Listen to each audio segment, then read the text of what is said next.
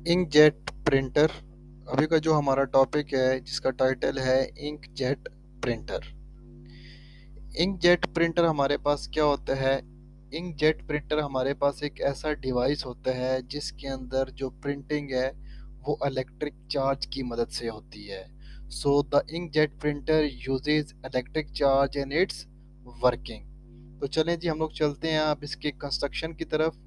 तो याद रखिएगा, इंकजेट प्रिंटर के अंदर जो सबसे पहली चीज़ आती है वो आती है इंक सप्लाई या इंक टैंक आता है, जहाँ से आप लोगों ने इंक को लेना होता है, कनेक्ट करना होता है। इसी इंक को फिर आगे आप लोग यूज़ करते हो टाइपिंग के लिए। अब इस इंक के ऊपर हम लोग एक पंप लगा देते हैं। ये पंप क्यों लगाते हैं? क्योंकि यहाँ पर हमारे पास एक नोजल लगी होती है। इस नोजल तक अगर मुझे इंक को पहुंचाना है फ्रॉम द इंक सप्लाई, तो इसके लिए फिर हमें पंप की ज़रूरत होती है।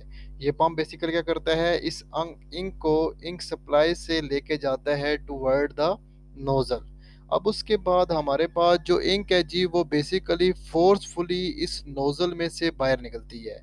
इस नोजल में से जब ये इंक बाहर निकलती है तो याद रखिएगा वो हमारे पास बिल्कुल स्मॉल स्मॉल पार्ट्स के अंदर निकलती है, स्मॉल स्मॉल ड्रॉपलेट्स की फॉर्म में यहाँ से बाहर निकलती है। So the ink is force out of a small nozzle and break up into extremely small droplets. अब उसके बाद ये जो इंक यहाँ से निकल चुकी होती है, ये इंक उसके बाद दो इलेक्ट्रिकल कंपोनेंट में से पास होती है।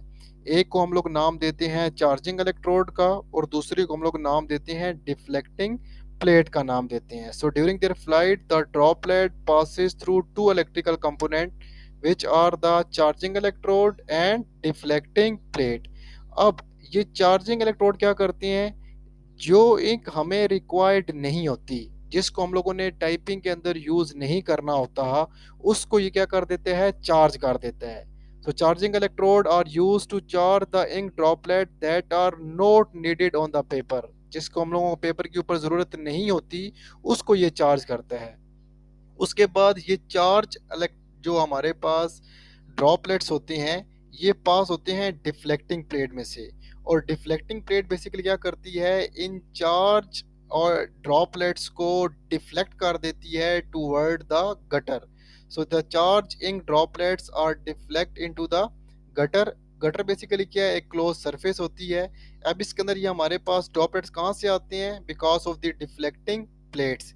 इसके अलावा जब यहाँ से हमारे पास, क्योंकि कुछ जो ड्रॉप्स होते हैं इनके वो चार्ज हो जाते हैं और कुछ हमारे पास चार्ज नहीं होते। जो चार्ज हो जाते हैं वो तो गटर में जाके गिर जाते हैं। जो चार्ज नहीं होते फिर वो यहाँ से स्ट्रेट आगे मूव करते हैं, और वो मूव करते हुए डायरेक्टली जाकर इस पेपर के साथ जाकर कोलाइड करते हैं जी। जिसके वजह से हमारे पास पेपर के ऊपर टाइपिंग आ जाती है जी। So the uncharging droplet passes through the deflecting plates and strike the paper.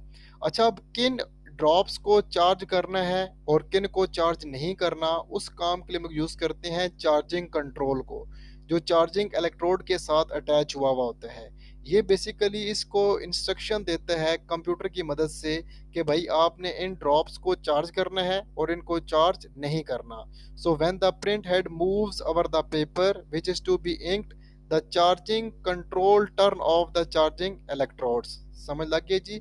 Jin inks को हम लोगों ने ड्रॉप करना होता है इस पेपर के ऊपर, जो हमें रिक्वायर्ड होते हैं, उस काम के लिए हम लोग किस तरह की इंस्ट्रक्शन यहाँ से निकालते हैं कि ये चार्जिंग इलेक्ट्रोड जो है ये ऑफ हो जाते हैं। ऑफ होने का ये मतलब है कि इनमें कोई इलेक्ट्रिक फील्ड प्रोड्यूस्ड नहीं होती।